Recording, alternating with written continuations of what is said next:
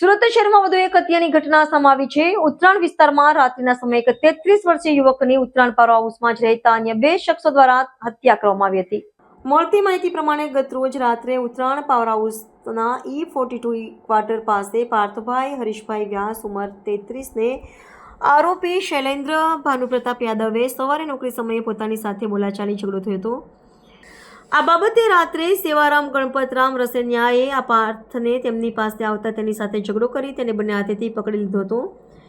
ત્યારબાદ શૈલેન્દ્ર ભાનુપ્રતાપ યાદવે માર મારી ચહેરા ઉપર ઇજાઓ કરી મોતને ઘાટ ઉતારી દીધો હતો. ઉત્તરાયણ પોલીસે ગણતરીના કલાકોમાં હત્યા કરનાર આરોપીઓ શૈલેન્દ્ર ભાનુપ્રતાપ યાદવ અને સેવારામ ગણપતરામ રસેની ધરપકડ કરી મૈદરપુરા હીરા બજારમાં ભોજાભાઈની શરીરમાં ઓફિસ ધરાવતા વેપારી પાસેથી હાર્દિક ધામેલિયા નામના વેપારીએ 45 દિવસમાં પેમેન્ટ ચૂકવી આપવાનો વિશ્વાસ અને ભરોસો આવી ₹91.94 લાખના મત્તાનો હીરાનો માલ વેચાણ કરવા માટે લીધા બાદ પેમેન્ટ નહીં આપી છેતરપિંડી કરી હતી.